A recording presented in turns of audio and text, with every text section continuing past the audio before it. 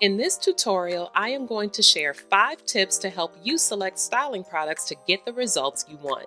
This is my process that I've used for years, which I've shared across other videos, but I wanted to compile it together in a step-by-step way so it's more helpful to all of you. I am going to demonstrate on myself so you can connect the tips I am giving to an action. Keep in mind, my desires and expectations are mine and do not have to be yours. Just focus on the tips, modify where needed, and don't get caught up in the physical products I am using. Pay attention to the process. Tip number 1, select the styling product type based on desired result. Focus on one attribute and consider any others you get a bonus. I encourage you to choose an aesthetic goal like volume, definition, or hold rather than moisture.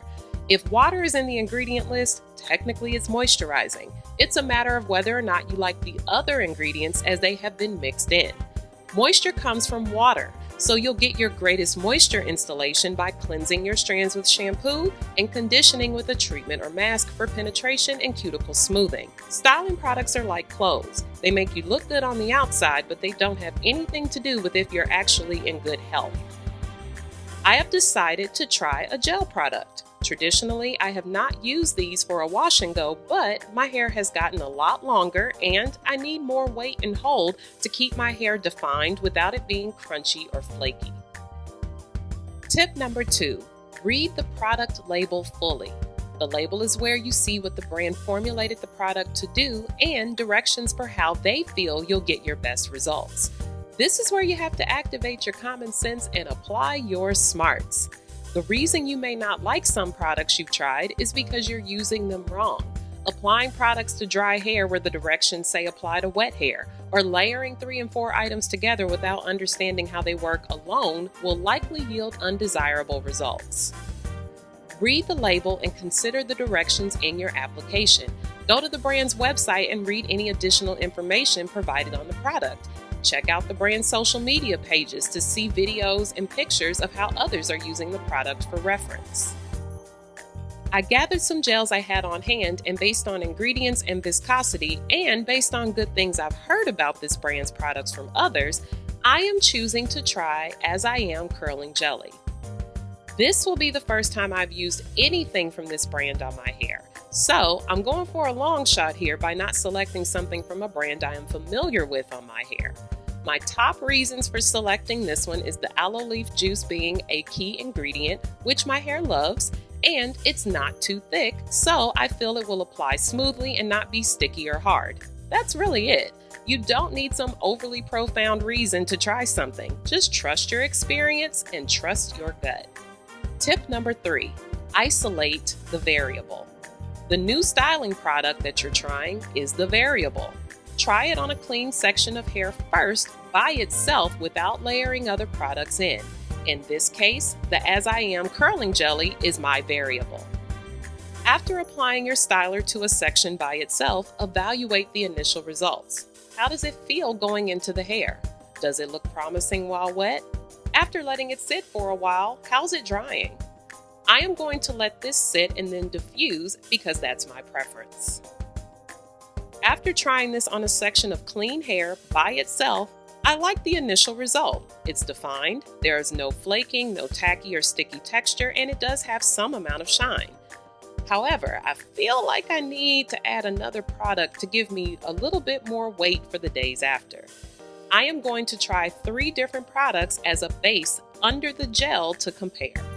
I am selecting products with complementary ingredients to the curling jelly from different categories, and of course, you could grab something from the same brand, but I am working with what's in my stash now. I am making it a point to pick products I have used so I already know how they work. Again, I'm keeping the curling jelly as the variable. Tip number 4, test your styler with other products on your hand first and then on a section of hair so you can compare the difference. I showed my blending technique in a tutorial about 5 years ago on my friend Alicia on my channel, and I've seen a number of people share it over the years, so I'm going to remind you why I have always done this and exactly how it works. I am going to individually blend my 3 base products with the curling jelly in my hand. Okay, this Camille Rose butter completely blends with the gel. Not sticky, no frothing. I think it's good to go.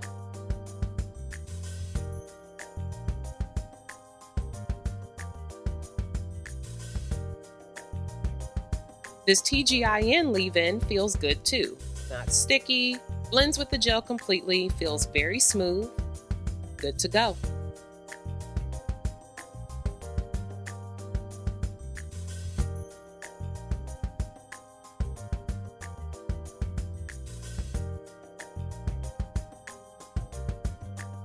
Ooh, wait, hold up.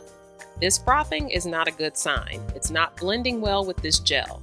Now, that doesn't mean that this is not a good product. It just doesn't seem to be a good fit for this gel, and that's okay. I'm just going to go back to my product shelf and grab another option. Let's try this Mielle Organics leave-in instead.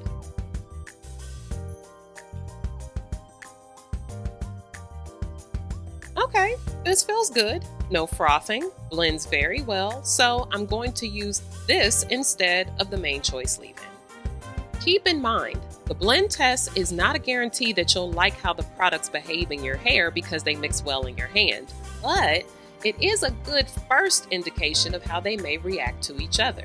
And in my experience, this process works. Now I am ready to apply these combos to my remaining clean sections of hair. As you apply, make sure you don't overuse your products. If it's dripping all over you, oozing everywhere, scale it back a bit. More is not more when it comes to cosmetics. More makes a mess.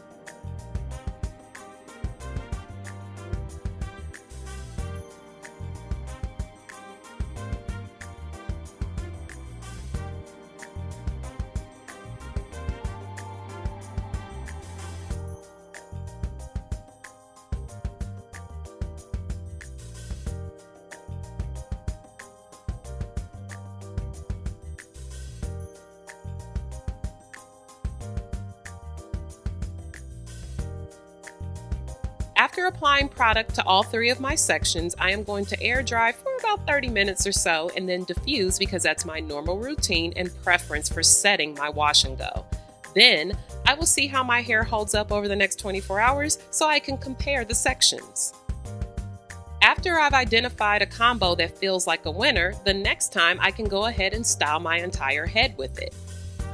Honestly, all three sections with my base products turned out amazing.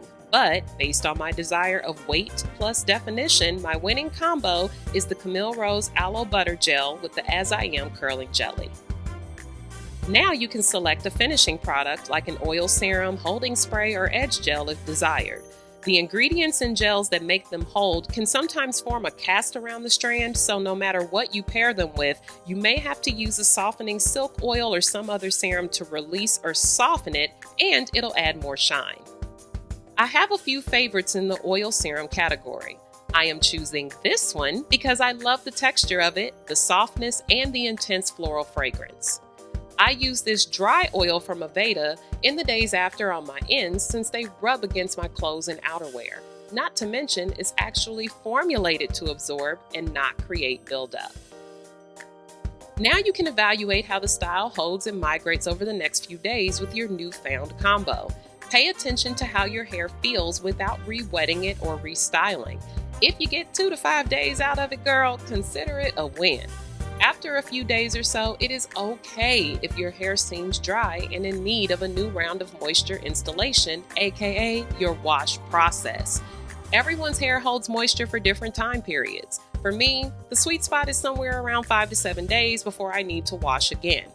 Just get creative in the days after to migrate your style. Try a headband, pin it up in a fro hop, make a low bun, use a turban, whatever gets you going. Overall, I really like this combo. My hair held up well to high humidity through the rain and snow, and it also held definition for 3 days before frizzing, and even then, it still looked good and felt really soft. My nighttime routine is simple. I create an enclosed pineapple with a large square-shaped scarf, and then I just shake it down in the morning. I don't re-wet or reset my hair. If anything, I may add more of the Aveda Dry Remedy oil, use an oil sheen spray, or maybe add a little bit of edge gel, which Mielle Organics is my favorite for that.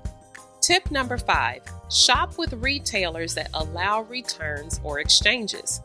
Keep your receipt. If you try a product and you don't like anything about it, before you toss it in the cabinet never to be seen again, take it back. When you're shopping, check the brand or store's policy regarding cosmetic product returns and exchanges and adhere to it. If you can't return or exchange, either don't shop there or make your purchase accepting that you may be buying something you won't like. Either way, be accountable for your choice and don't give the brand or store grief if you have neglected to read their policy and follow it. I hope these tips lead you to more successful integration of products into your routine. Try not to have unrealistic expectations that every product will deliver all the desires of your heart perfectly. Products are not magic. They work with the condition of your hair, your porosity, the water quality and environment where you live, your level of physical activity, your dexterity or ability to style your hair, and simply whether or not you like how it performs for you. Everyone has to go through trials to learn what works best for them. Before you know it, you'll be able to eyeball a product and know if it's worth a try. Hang in there, you've got this. You can find links to everything used in the About section below this video or by visiting MoKnowsHair.com.